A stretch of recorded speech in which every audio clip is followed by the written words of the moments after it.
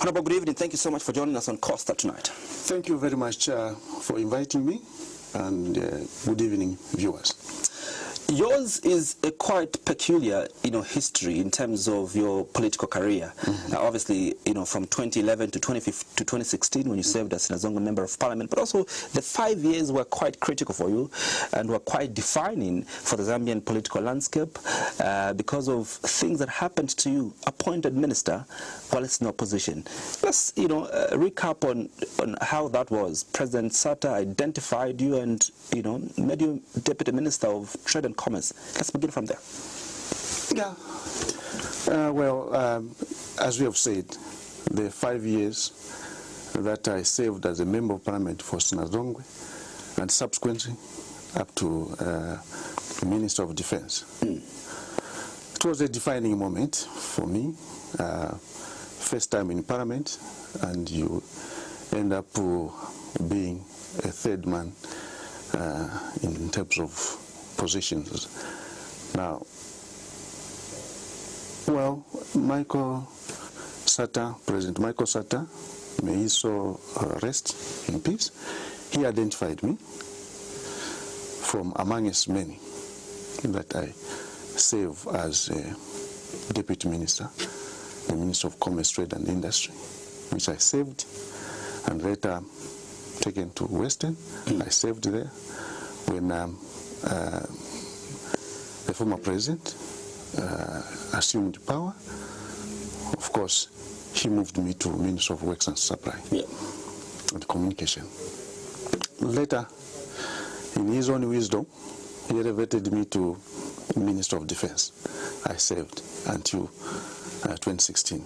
As you know, in Zambian politics, if you are from the opposition and to serve in the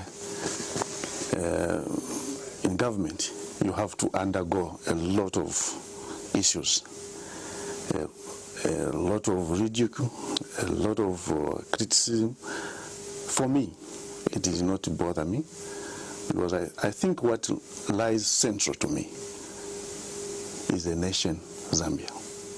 So if I'm able to serve and one identifies me as the possible person to serve, I will do that, because I look at Zambia as more important than our political divisions, our political divides.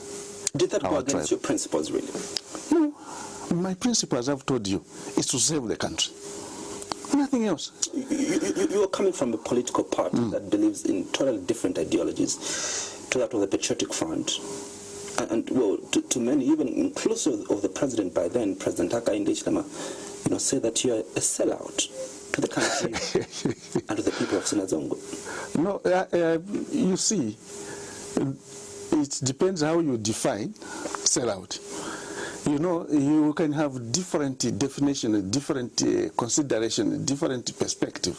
To me, I would rather sell out you, Mr. Mansa, than the country. Because the country is paramount, because it hinges on the lives of those who are yet to be born.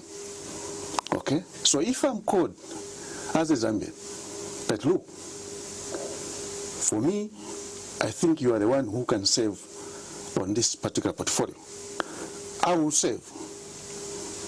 I will not look at because you are my friend. No, I will look at Zambia. Okay? So that is why I agreed. And I don't regret having taken that position. Here I am. And I was rewarded by the Almighty to land myself on that position. So that is okay. That's not being set out. Somebody can, okay, that is okay if somebody says you are set out, but to me, it doesn't bother me at all. It doesn't even have any element in my mind. So I saved the country, and I'm happy with it. Here I am. And I can still serve the country if called upon. With the UPND? Well, if I think I'm the person well positioned to do that particular assignment. And the issue is, as long as it is to build the country, without regarding the divisions. Because what I don't want is something that divides the people of Zambia. I'm here for unity. And I agreed with that understanding that unity is paramount, because unity is love. So where there is no unity, there will be less progress.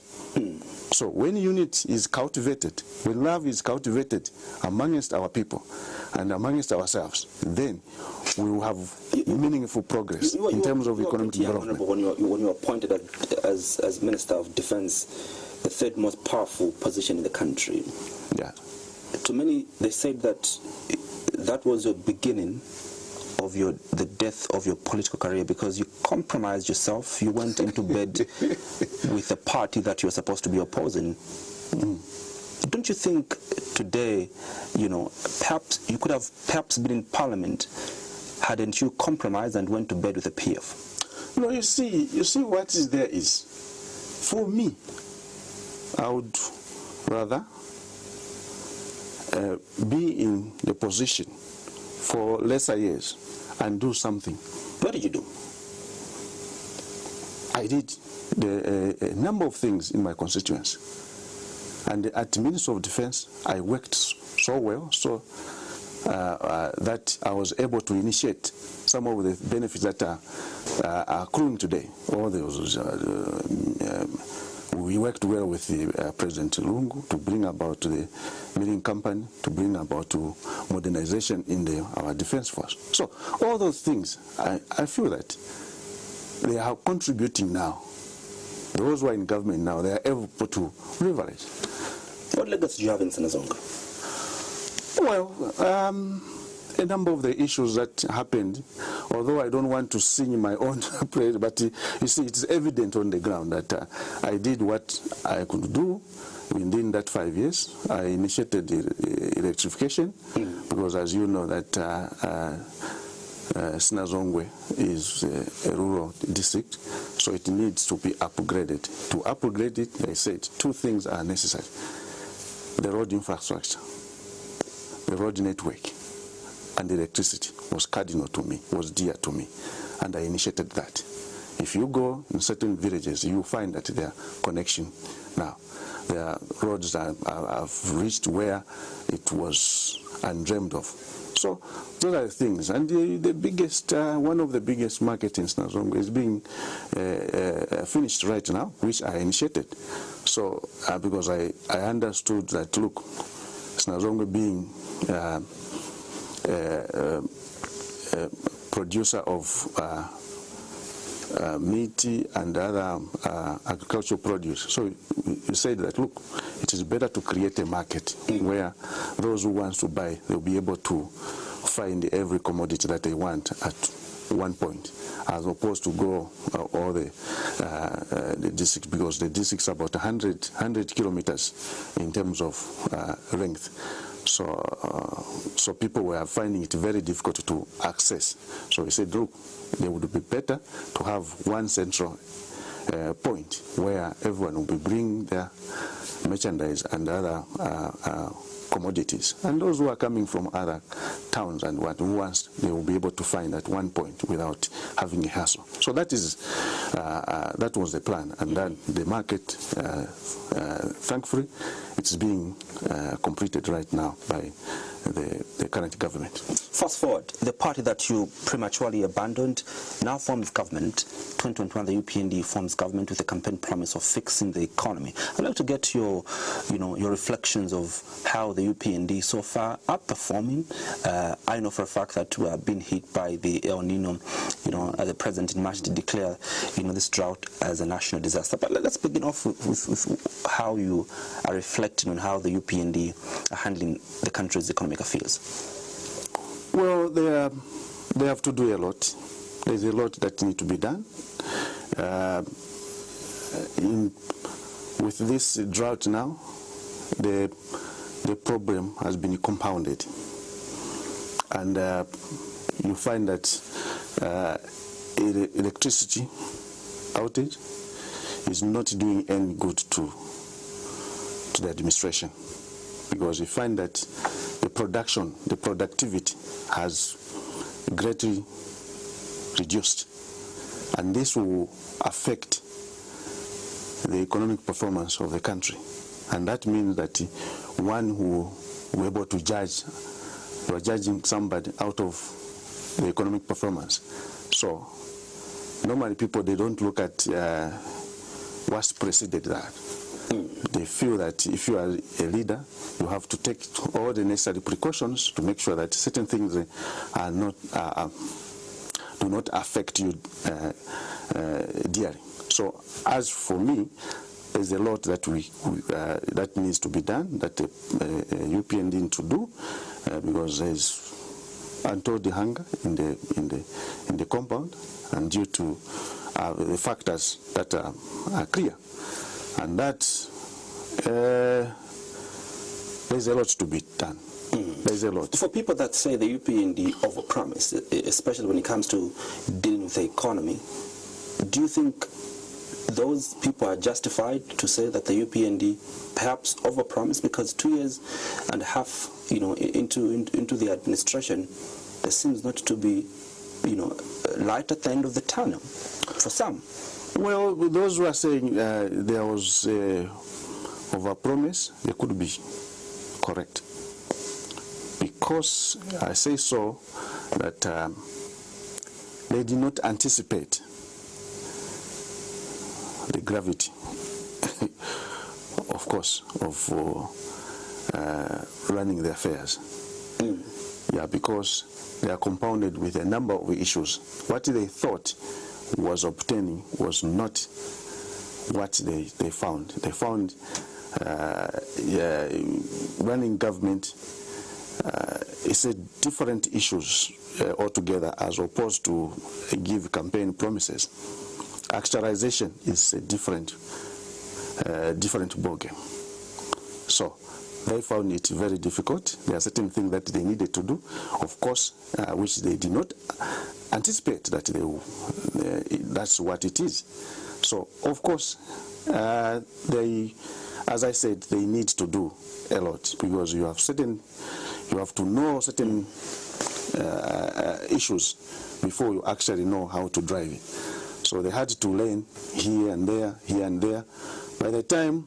Do you also believe when the president and the UPND say that the previous administration, the Patriotic Front, ran down government? In fact, the UPND didn't actually inherit any economy, because there was no economy to be inherited. The PF-led government overborrowed recklessly. Do you believe, that perhaps maybe the reason for why there's a bit of some difficulties in addressing some of these challenges is because there are legacy issues that were created by the cabinet that you served under? Well, you see, what I can tell you is that we need to be honest with ourselves. Because the economy is a revolving thing. You cannot find at any time an empty coffer, because it's money that you collect from taxes that will be able again to utilize the next day. So basically, it's a revolving kind of thing. You collect the taxes, you take it back in the economy, and it comes like that, in that order. So it's exchanges. So the reason why the people of Zambia voted PF out, there are certain things that they did not approve. So it's incumbent upon those who have gotten into power to sort those things. So you cannot give an excuse, because the reason why there was that divorce is because they were not happy with what was prevailing, maybe the way things were being run. They thought that these, according to the promises, they will run better than. Okay? So you just need to do what is right and correct the situation where you need to correct, as opposed to talk about past. It will not help, because the people of Zambia want deliverables. Deliverables is what we are voted into the office. So you have just to deliver. You have no excuse. From your end point, do you think things have worsened from how they were? Well, looking at certain factors, you can say yes.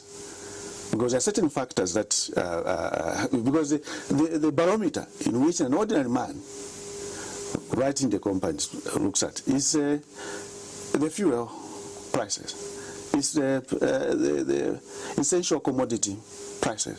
So when they see it escalating, when they see those prices going up, then the judgment is that we are worse now than we were. So that is what the ordinary man and woman judges. So in order to, if we are to judge in that arrangement, it means that things are worse than they were. Of course, one may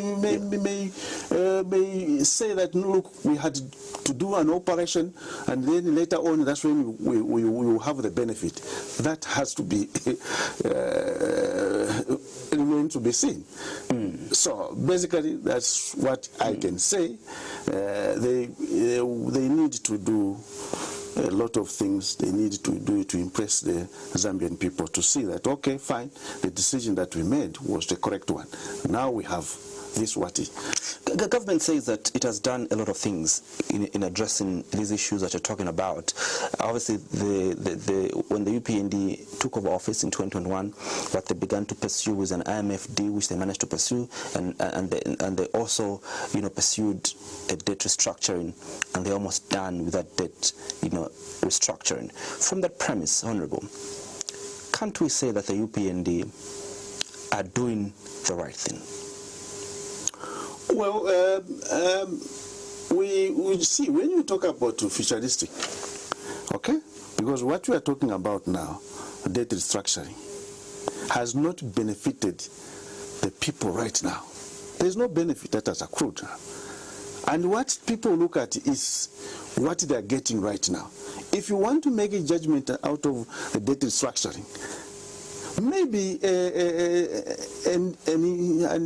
an intellectual person will understand, but the ordinary man and woman will not understand that. Let them know that.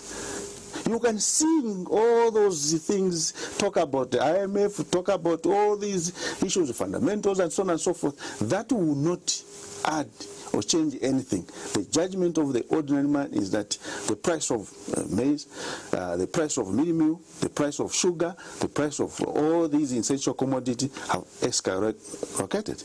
Now, what happens? The same issue that used to happen now, that Kapamera, the same thing that the whole opposition now they are using. The same method. So you can talk about those things. You guys know we are doing everything. We have restructured the deal. Can it be understood by an ordinary man?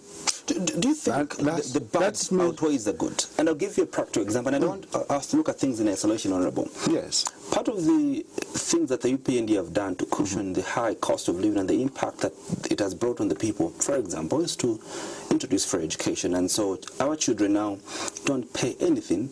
Children go to school for free from grade 1 to grade 12, but also government has gone ahead to increase the Constituency Development Fund to over 30 million, kwacha in all these constituencies to ensure that, the young people, the youth and the women are able to access these funds to be able to run, their businesses and their affairs, and a number of things that government has introduced. Government will also say that the NAPSA partial withdrawal is part of the interventions that government, is doing to address the impact of the high cost of living. You don't see these things as, impactful on the lives of the millions of the Zambians?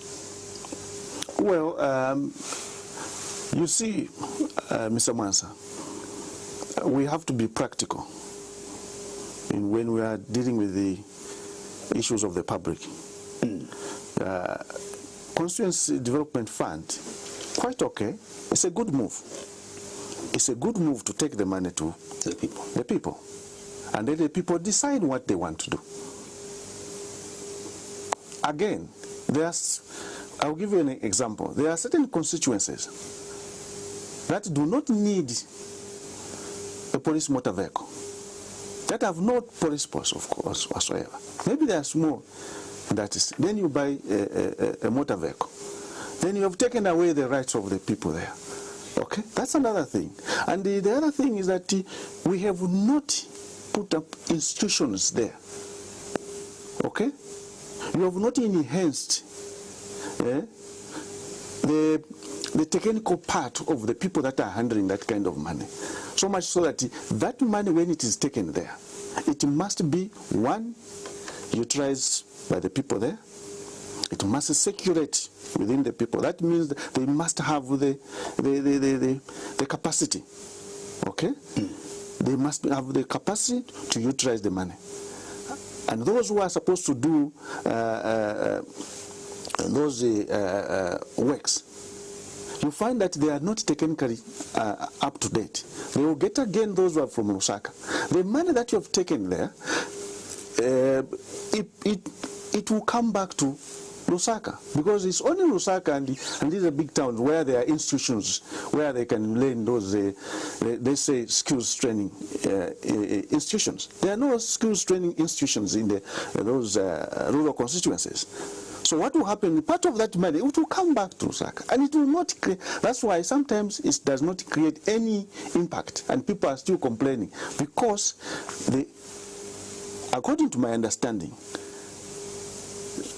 they were supposed to create skills training centers in each constituency or district. That's the first thing. Yeah. Then when they create that, then now they can start training now those people, bricklayers and so on and so forth. So much so that in the next phase now, when they take the money, the people now have upgraded in terms of aspect of technical aspect.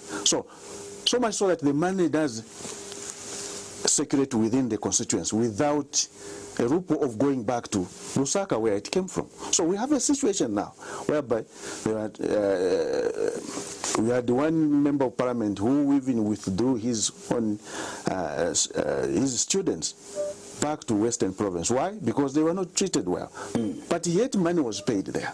It came to Lusaka, and that was in Lusaka. So that's why we are saying, look, yes, it is good, but first let's create the capacity within the constituency. After we have created the capacity, after we have created those institutions, now we can give them money. We know that they will be able to handle the money and utilize within the constituency. It's a brilliant idea. I like it. But it must be handled in such a manner that the money does circulate within the constituency. Without that, then we will talk about, we have released so much money, then the money there, the people will say, no, we have not seen the money. Just because the other people have taken advantage of the same to go and take the money, those who are in Lusaka, those who have the capacity in Lusaka. Because immediately when that money was released, there were vouchers who said, the man has been, let me go to this particular constituency. And they are busy now exchanging contract. No, you'll be given this contract and so on and so forth. All the institutions, even people who didn't have any building at all, they were accepting those contracts. You saw those people, other people being taken into court where they said, no, there was a school in Matero. Meanwhile, there was nothing. So that money didn't circulate in the constituency. It ended up in Osaka. So basically, it's a good idea. But the implementation is... Implementation, that's where we have to do a lot to make sure that there is no loophole for the money to go to Copper Belt, for the money to go elsewhere. It must circulate. If it is in Nyimba, it must work within Nyimba there. Then you find that the empowerment will be good, because an ordinary man or woman will be affected by the same. Free education, you don't think the impact? Free of education is a good idea, because you know that I was in Ethiopia and we advocated for that kind of thing. But it must be done in a manner that it's good, because there are a number of factors that you have to look into that. You see,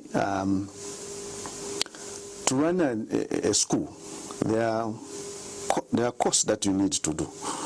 So now, if you take the number of students there and increase the enrollment levels, okay, then you maybe the schools have not been expanded in terms of capacity to hold those, then you have a problem. And then the other thing is that those boarding schools, if you introduce free education in those boarding schools, they need to run the schools. You need to buy other goods and services from the members of the public, and then if the allocation, okay, the funding itself, if it's not timely, then you compromise the quality of education. But don't you think government is already addressing those? Government has employed thousands of teachers, employed thousands of health workers, but also there's a grant and there's a loan from the World Bank that government, is using to build some of these schools that were not, to finish the completion of some of these schools and build, new ones. Isn't that a good thing that government is doing? Well, you see, me, I'm looking at, if there are good things that the government is doing, that is okay. But I'm looking at things that they need to put in place. So much so that with the negative part of it, because everything that you do, there is a demerit and merit. Yeah. So you have to be very careful when you are undertaking such a move to make sure that you address the evils. The evils are that if you do that, if your funding is not timely, then you have a situation whereby hunger there will be the issue. And when there is hunger there, then others, if they are not able, also they are not able to be accommodated in that particular school in terms of accommodation, they will find somewhere within the compound or within the area to find accommodation. And you have a girl child, okay? And now the funding is less. Okay, it's not timely. What will happen is that other people now will take advantage of a girl child and you have prostitution, and then compromise what you intended to achieve. So you must make sure that all these issues must be addressed before you undertake such a good assignment. I know you already spoke about this, but just for the purpose of clarity, Honourable, the UPND and the President say that they should actually be thanked because, they are finding solutions to the problems that they inherited. They're not the ones that created these problems. They found these problems and they're trying to address these problems. Who is to thank you? First of all, who is to thank you? When you, it's like I'm campaigning, okay? I'm just addressing what I promised the people. So who to thank you? Unless you are saying PF should thank UPND, which is practically impossible. So the only thing that is to do, Bwana, is that, look, you, on the premise of saying you are going to do 1, 2, 3, 4 things that were not being done by the previous regime. Okay? That's your job. So just deliver. Don't talk too much. Deliver. The results themselves, they will speak. And the people are wise enough to understand that you have done what you have done, and this is good. You have done this, this is good. I think the people will discern. So you don't need to speak the loudest voice. No. You see, you'll be misconstrued in the process and make a blunder because of in the process of talking. So what you can do is that, look, these are the things that we told the Zambian people. We have tackled this. This is done. And we're judging the UPND hash. They've only served 2 years and 10 months. And we're going to be fair here, Honourable, to expect them to deliver all their campaign promises within 2 months, within 2 years and 10 months. No. If you said that you are going to do it, there's no one who is judging you. You are judged by your word. The Bible says, by their word, they shall be justified. By their word, they shall be condemned. So no one judges anyone. You are judged by what you say. If I say something here, okay, and then tomorrow it happens in a different way. So I should not get annoyed to anyone or accuse anyone that, look, this is what you are saying to me. No. First go back to your stock of your record, what you used to say. So that is what is supposed to be done.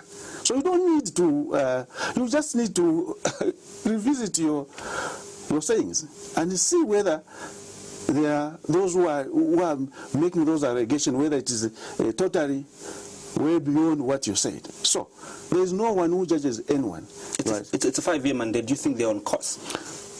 No, they are still running. Me, what I say that, and I've said it in many fora, that these guys, they are still running. There's a time when one of the team was 4-0. They made it a recovery, and it was 4-4, and they went to penalty, and they ended up winning. So what we're saying, okay, well, let's give them time. They still have the mandate. They are still running, and who knows, they will recover and be able to tell the Zambian people, like, look, what we said, we have delivered. So I think that is what is there. The Constitution of Zambia, it gives a 5-year mandate. Of course, within 5 years, the opposition, they have a right also to say, okay, do this, do this, do this. Sometimes criticism does help, because it will tell you where you are not doing good, and be able to address those things. So we are not judging them harshly. Like for me, I don't judge people. I only tell what people are supposed to do, because it's not my philosophy to start judging you that, look, this is what. I will just tell you that, okay, you needed to do this and this and this and this and this, and then it's up to you either to do it or not to do it. From your lenses, Honourable, where do you think the government is going wrong in addressing the issues around the economy? Which areas do you think government is going wrong, and what must government do to ensure that we are on track?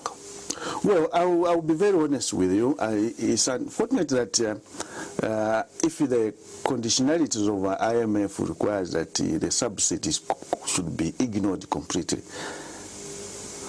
In my view, I think that there are two forms of subsidy. There's where maybe you can give money to that particular sector that is limping, that you want expanded, or you want to cushion the lives of the people. When you see, like, for example, our staple food or our essential commodity, you say, look, we are here in this government for the people, and anything that hinges on the lives of the people is our responsibility. So let's look at ways and means such that we mitigate, okay, what the people are going through. So, like staple food, you have the right to subsidize. Now, how do you subsidize? You can either do two things: give money or have an allocation that will be able to cushion pay whatever who is supposed to be paid or whatever, or reduce the taxes. Okay? Because the taxes also had contribution to the price of a commodity. Yeah. So you can remove completely the taxes and leave that place, so that when those people are they're selling that such a commodity, they'll be able to reduce now the prices. So you can do that, either you by way of adding or tax rebate or tax removal. That can also work. So, for example, right now as we are here now, we are talking about the economy. And the one that drives the economy is power. And we have power outage. That means that the industries will not perform the manner that it is desired. Now, what do you do? Because after all, you want the economy to expand, so much so that when that expansion happens, then government will be able to now to collect more taxes from those industries that has proliferated, and collect money there from them. Now, you are saying what is happening now is that the industries are shrinking. Why are they shrinking? Because there's less power supplied to them. So what do you do? What else can you do in order to cushion that?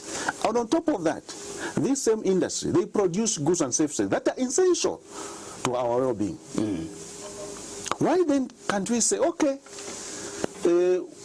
Zambia has this El Nino thing, and nearly everyone in the whole world knows that, and the World Bank knows that, IMF knows that, and say, look, at this critical moment, we are facing with this challenge, and we are here for the people of Zambia. And the people of Zambia, that there is starvation, the cost of living has gone up, and how can we cushion them? Maybe renegotiate on them. Okay, for this particular period, we look at that hinges all sector, like for example, fuel. Yeah. And we have removed the taxes there, and maybe cushion there, so that the price of fuel and oil will be low to the price of fuel, and also the generator that generates electricity. In case you have an industry that are big generators, and they can work with those generators, they can produce the goods using the diesel propelled generators. So what is happening that the cost of fuel is high. So once you cushion now, it means those people will revise now, okay, we will do the production. They will continue doing the production because the other part they have been cushioned. And at the same time, government is for the people. What will happen that particular industry, because you look at the cost, because now the other side government has cushioned, they will not lay off their workers. They will remain in employment. You are helping the Zambian. Now what is happening now, when there is no power from ZESCO, completely the industry are not performing at all, because they feel that if the fuel has gone up and they drive those machines using diesel generators, the cost will escalate and they will not be able to run. Okay? Then their option now will be stoppage until the power is restored at some time. And the loss of production now. That loss of production entails loss of expansion, because those industries will not expand to employ more people. And once they don't expand, they will not employ more people. Okay? There will be unemployment, and employment levels will go up. Okay? Which will affect the government, because once unemployment level goes up, you know what happens. Thieves now will increase. You and me and everyone else will be harassed wherever, and in our homes and so on and so forth, all these things, because they have no means of income. They resort to crime. And once poverty goes up, crime also increases. It goes the same.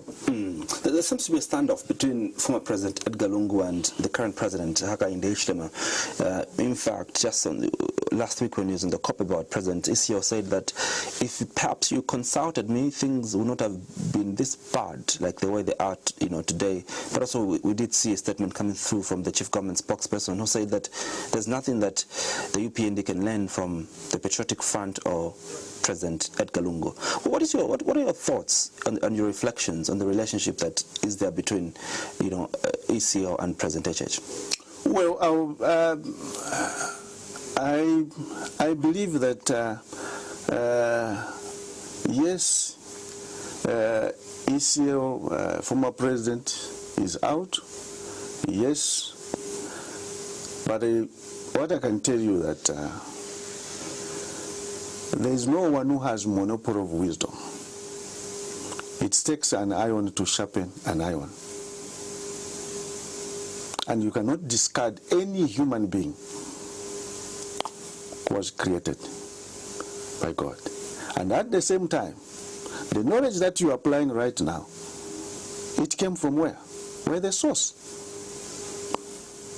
Why is the source of all these things that are in this room and elsewhere?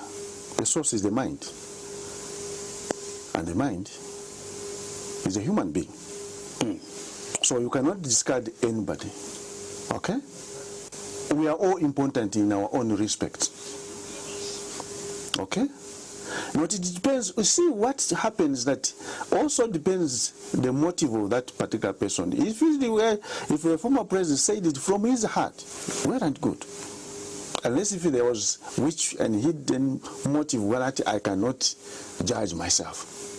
If it came from an honest point of view, it is good. But based on the things that the UPND and the president have been highlighting, they said that, look, the previous government was a worst and corrupt government to ever serve this country. There were thieves, there were criminals, there were thieves, and they ran down government. What can the UPND learn from criminals? Now, you see, there are certain criminals that can be turned to be good citizens. So it's not so. If there is repentance, okay. If they feel that those guys but there is repentance, somebody can repent and do good things. Okay. Basically, that is the issue. Okay. You see, Mr. Mwanza, I want to tell you this, and this is a fact. It is not only my philosophy, it is a fact that is true, is very true. Where there is disunity, there is no progress. If this country remains in this state of disunity, is it disunited? Yes, we are. Why do you want to run away from the fact that we are disunited? If you see the former, because the former president is an institution, you know that he has a following. A huge following for that matter. He was just from government. And they still have the people that followed him religiously. Okay? And the current president is an institution. So if you see these two in that friction, then you know that there will be friction all over. These followers will not be. Go to these blogs, UPND blog, what they say about the former president. Go to PF blog, what they say. Because me, I enter all the two. I enter, I said, oh my God, I think this country, we still have a lot to do. Because we thrive on insults. Is there a possibility, Honorable, that perhaps what you're saying is not true? That, look, the people that are not united are politicians, but the Zambians are united. Zambians are getting on the same buses. Zambians are eating together. Zambians are marrying across, ethnicity. Could it be that it's only you politicians that are not united, and the rest of us Zambians are united? You see, politicians are human beings. They come from society. And the same those people in the buses, they cannot start hacking each other in the bus and so on and so forth. It is internal, man. Okay? You see it. You see it. For you to see that there is really a problem, you get into their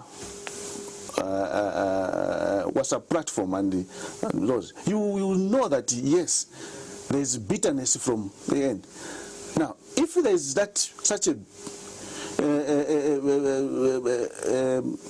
state of affair from those on top, or those we look up to, then you find that even an ordinary person will have that same anger in it. You see the Zambian sometimes, they would dislike something, they will not be able to express it. Sometimes they will just be moving. Okay? But meanwhile, there is that anger inside. So what we are saying is that the reason behind our economic retardation is that we have poor institutions of governance. We are not, I'm talking across now from the government that I served and this government. If we want to make meaningful progress in this country, we have to strengthen our institutions of governance. We have to make our systems strong enough such that even those who are coming to governance at any time, they will have to follow what is prevailing. And if somebody does something that is contrary to the system or to the lay down rules or conditions, then there must be punishment at the end of the day, even when he's out of power. Okay? So this is what we have done. I've seen it being in government. Yeah. I've seen that. Certain things that used to happen against UPND, I didn't approve it. It was not right. There are certain people who are saying totally tribal remarks against a tribe. Okay? And there's a time when also I was in Parliament when one member of Parliament said that Shabuna ended to relate my Costa. I cried. I had to go in the toilet and start crying. Because he's a human being. Because I consider every human being the right to live. So I think that's what I'm saying. Now, going forward, my observation is that we have weak institutions that can be manipulated by any person who comes into office. Because we saw this. You know, Mr. Mwansa, that when UPND was in the opposition, didn't they complain about shrinking democracy? Did they? They did. Okay? Now we have the former ruling party or members of ruling party who are complaining about shrinking democracy. Before we get to the shrinking democratic space and the state of democracy, let's talk about national unity. The president has been on record, calling, for national unity. Actually, he says that there's a law that is going to be passed that is going to stiffen the laws on tribalism, and anybody that is going to be found guilty, is going to be jailed. But also, ironically, this is one of the things that the president says that they have managed to achieve to bring the country to a united force. Let's talk about your observations in terms of national unity. And we've seen a number of people being arrested on hate speech, a number of people being taken to court over, tribalism remarks, and all that. What are your observations on I think what we need to do first thing first, is to give powers, okay? To give powers, or the separation of powers, to these three institutions. There are no separations of power? No, the degree is not what I would have desired. How do you qualify your statement? Yeah, because you see, look at this. Who the speaker comes from one. Even we talk about the previous speakers, they came from one ruling party. And the ruling party in Parliament takes the day. So that means the executive has a hand there. Okay?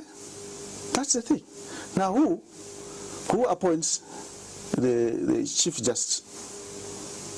Okay? Is the executive, who happens to be the president. That is what is there in. Now, how do you have separation of powers? Because this person knows that if I make any simple mistake here, tomorrow I'll be fired. And then you go and say, okay, there's an institution that looks at the judges or the conduct of the judges. And the same institution, again, it is appointed by the executive. So how do they perform in a manner that is dignified, or how do they achieve that separation? There will be no separation there, ultimately, because the executive has influence on the judiciary as well as Parliament, where things are supposed to be decided. Because the Parliament must check the executive, the exercise of the executive. They must say, no, I think this, as Parliament, we are not going to do that. They must have that power. They must have that. Now, this is not the case. Not to defend the three arms of government, but don't you think there's been some form of evidence-based approach in terms of how these institutions have been, conducting themselves? And I'll give you quite a number of examples. On the Chimba Kambwiri case, when the speaker ruled that, he had crossed the floor, the judiciary overturned the decision by Parliament. But also on a case where you have to pay back the money, Honorable, where the judiciary did rule that those that stayed in office against the against the advice of the judiciary, that went with a decision of the president that they can stay in office, because he says that he understands the Constitution and he's read the Constitution that he should stay in office. You have to pay back. This was a decision that the judiciary made as an overturn from what the head of state, had made. Don't you think? And many of these examples that I can give, don't you think it proves that yes, the executive has a hand in almost all these three arms of government because of the fact that they've been given a point in authority, but it's also explained by the fact that among these three arms of government, it's only the executive that comes in as an elective, arm, because the mandate comes from the people, and so it's many would say it's common sense that if the mandate comes from the people, then we the people are the ones that are choosing the head of the judiciary. We the people are the ones who are choosing the head of the legislature. How do you make sure that then the executive have no excesses in the manner that they conduct the business? That's why you members of parliament get to approve before any critical appointment is done. That's why I'm telling you that I've given you to a degree. Okay? There may be to a certain extent on minor issues, but on the bigger issues, we have the issue of because you are speaking to somebody who has experience here. Yeah. And certain thing that I was part of, I'm not happy. That's why experience is the best teacher. Because you see, when you do something wrong, and then you realize that this what I did is wrong. So you see, you have the Constitution now that has a lot of lacunas of the Constitution. Yet that Constitution was passed through, went through Parliament there. Why? Because there was an influence from executive. So there was no much checking. You see, you look at where the president is facing, and you also have to face. That is what is happening right now in Zambia, and that's what happened. And if you have a country that does conduct its business in that order, that is why we are called poverty-stricken people, because we are not run by institutions. We are not run by institutions or systems. We are run by men and women. When they make a decision somewhere, they say this must be done. So that is what is there. Because we have not separated enough such that the parliament remains independent, that it can overturn what the executive are trying to do. Okay? If it is not reflective of the people's interests and desires. So, that is why we are talking about separation of power. If we have to progress, if we have to make meaningful progress, we have to make sure that we extend the separation of powers, whereby once the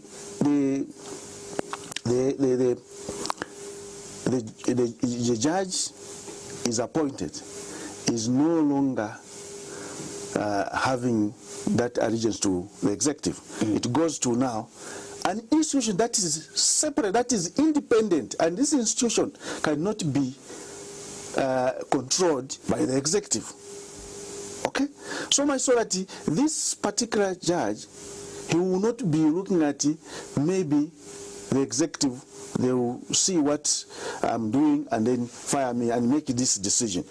You need to make sure that they make well-informed decisions, and the decisions that are independent, that have no influence whatsoever in the mind. So right now, even when a judge is employed, you still have, we are human beings. Yeah. We are controlled by mind.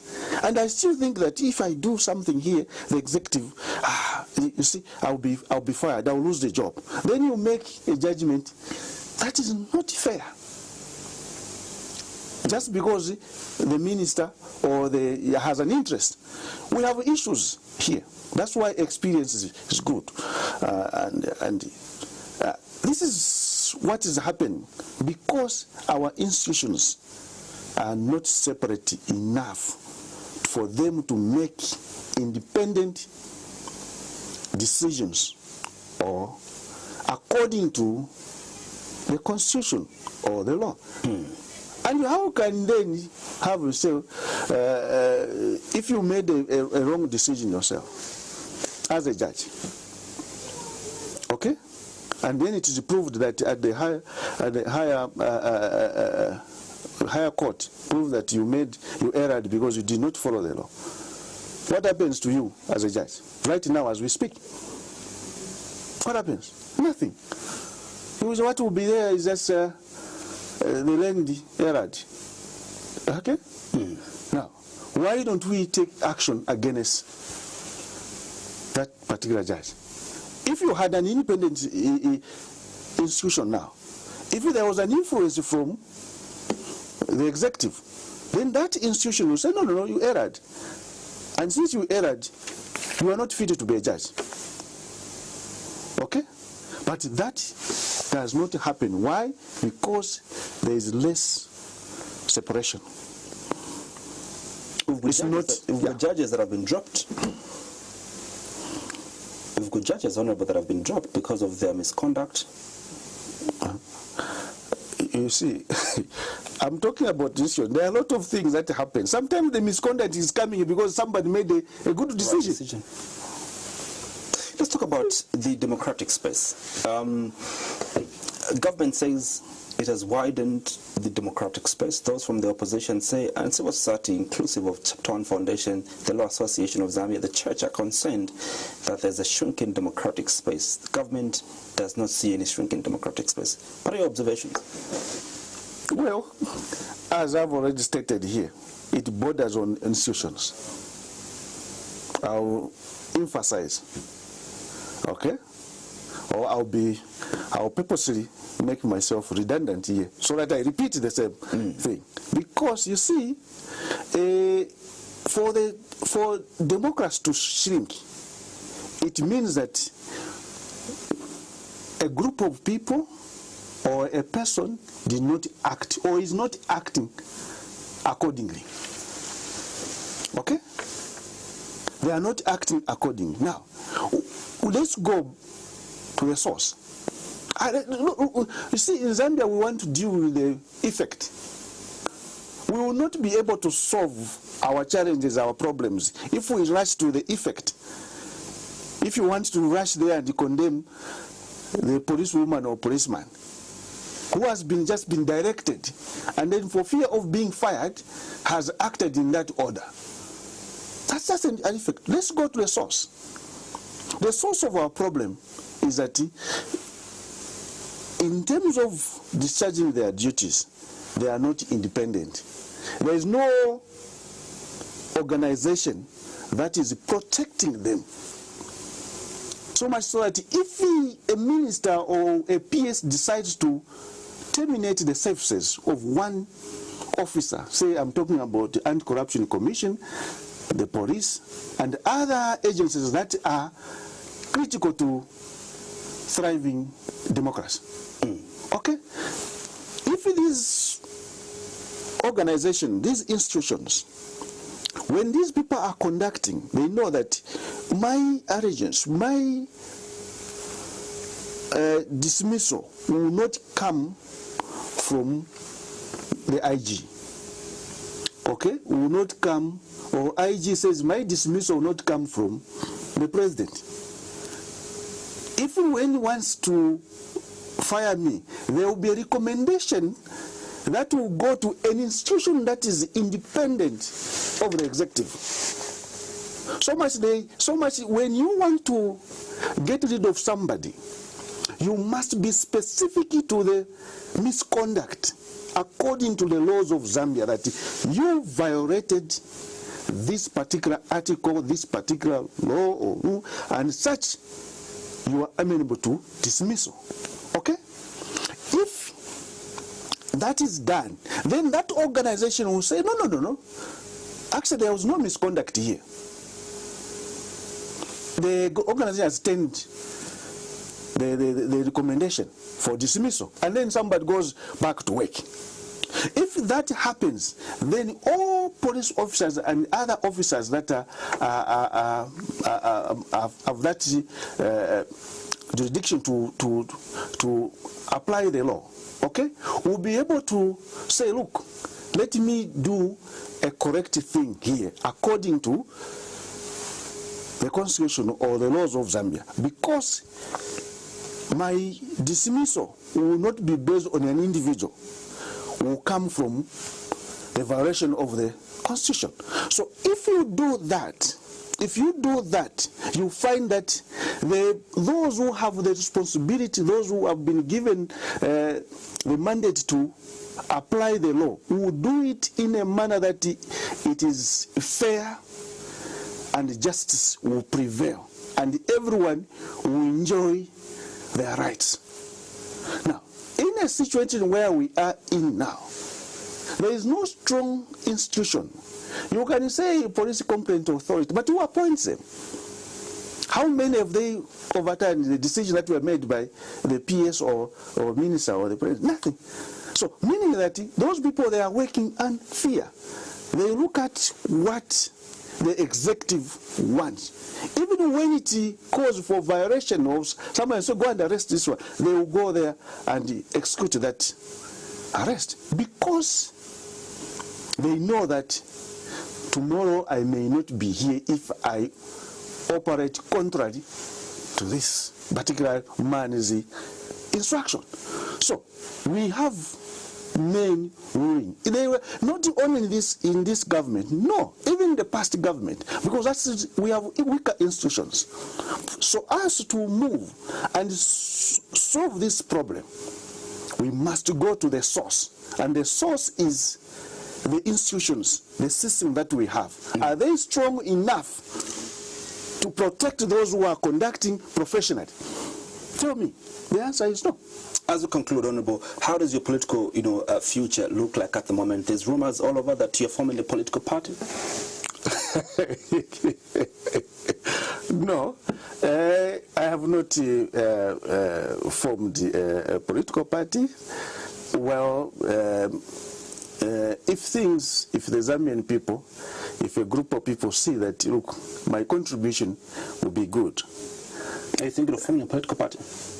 No, maybe what has appeared is that there's Zambia We Want, who have, of course, recruited me and say, look, why can't we work together for the betterment of our mother Zambia? What is this Zambia We Want? Is it a project? What is it?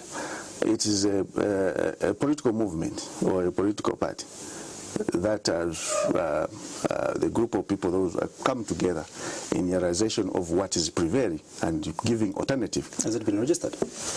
Well, yes, it's a registered entity. It is legally registered, and of course, you have seen that I've appeared on one, and I've been told to go and give a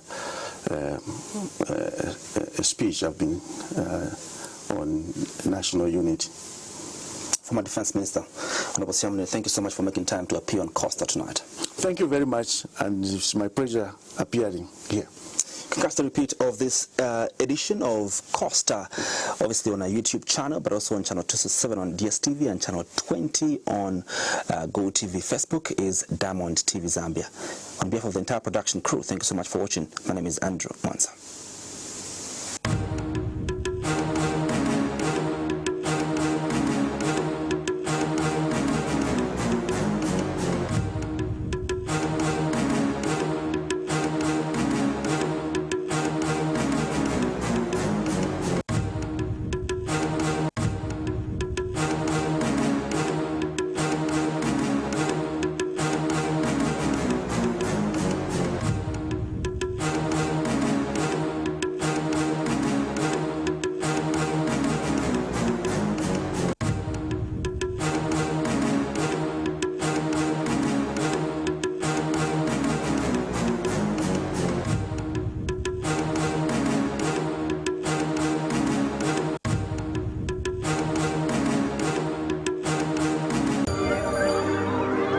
Costa was brought to you by FQM Trident Limited, a subsidiary of First Quantum Minerals Limited.